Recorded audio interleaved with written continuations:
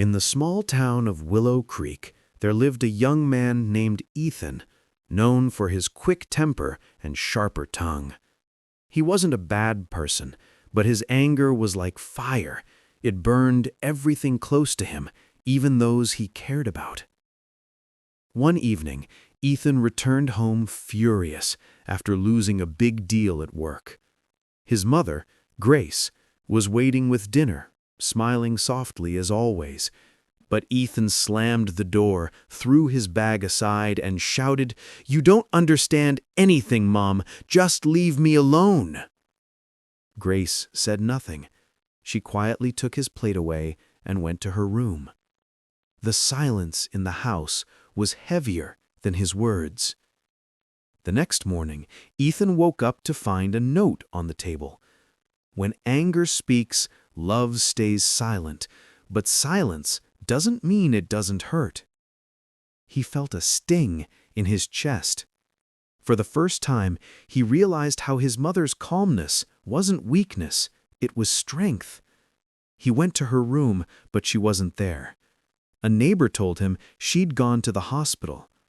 Ethan's heart dropped. When he reached the hospital, Grace was lying weak on the bed. Years of quiet struggle with illness had worn her down. She looked up and smiled gently. "Don't let anger be your answer to pain, son. Learn to speak with peace. That's the only answer that heals." Tears filled Ethan's eyes. He held her hand tightly, unable to speak. For the first time, his anger turned into regret, then into resolve. Months later, Ethan changed. He volunteered at the community center, helped the poor, and learned to control his emotions. Every time someone shouted at him or tried to provoke him, he remembered his mother's words. One day, a young boy lashed out at him in anger.